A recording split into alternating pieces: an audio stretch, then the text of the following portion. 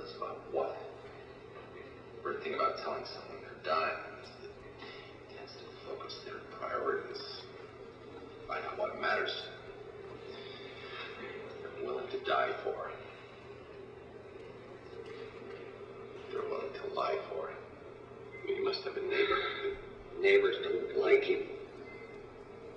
So the Humane Society will take man on him? No, they won't.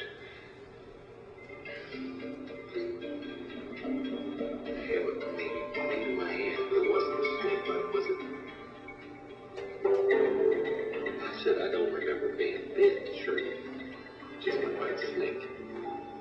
I assumed that Cusho bit one of your neighbors a while back. You tell me that he bit you, and I gotta report it. Cusho's got a record against the chair.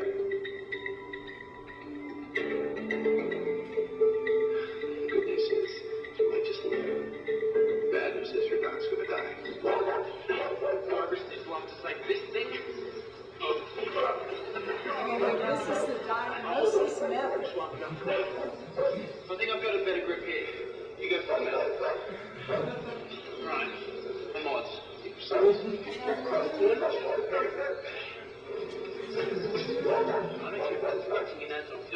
Just do it. Let's let me let the guy die. I gotta say, just do it. All right, they're collecting the saliva from the dog.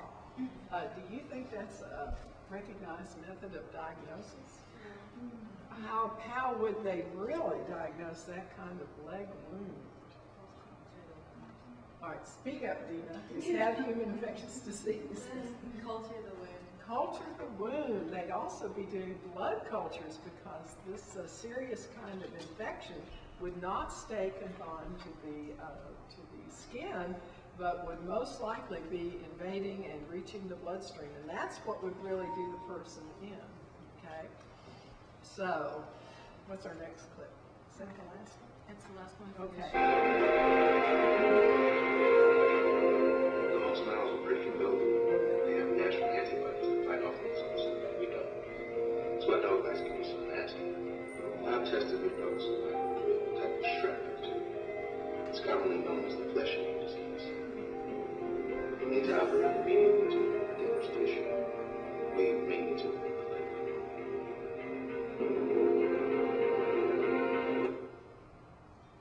Okay, so they said the dog is not susceptible because he has natural antibodies, and they're talking about diagnosing it by culturing the dog's saliva. There would be many, many, many different things in that dog's saliva, so that is not an accurate method of diagnosis at all. Now, what else did they say, Roxanne, about it? Let's see. Oh, your leg might have to be amputated. That is definitely true. Okay, if a flesh-eating strep got into that leg, you could be dead in 48 hours. So again, it causes very, very excruciating pain. It's one of the most painful skin and soft tissue infections, and this man appears to be in no particular stress, so that's not quite realistic. Okay. Okay. One of the best things about getting to work with Dr. Field on this is that I discovered a new game. Okay, it's the house game. It's actually not a drinking game. It is using a library database game, which may not immediately thrill you, but the deal is there are two really great library databases that are perfect to call up on your laptop when you're watching House. And one of them is, because they're always going to throw out all these diseases and all these names, right?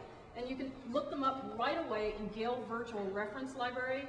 This database is a bunch of encyclopedias, basically, that used to be on the shelf in print, but now they're here. And so you can just look up flesh-eating disease and quickly find out just a little primer on flesh-eating disease. It describes it, talks about the symptoms, how it's diagnosed, what the prognosis is, just the basic stuff. You know, so this is really great. So you can play along with House, you know. So now you look at the symptoms, take it all down, and then go to a database and say, I think it's this, you know, and then you can, you know, or you can like check it, you know, when he's saying, oh, first we think it's this thing or something, go into Gale Virtual Reference Library and check up on it. So And notice under treatment, it says rapid aggressive medical treatment, specifically antibiotic therapy. And a couple of clips previous, you know, House said you're dying, there's nothing we can do for you. So, well, poor guy, you know, be under house's care. That's all I can say.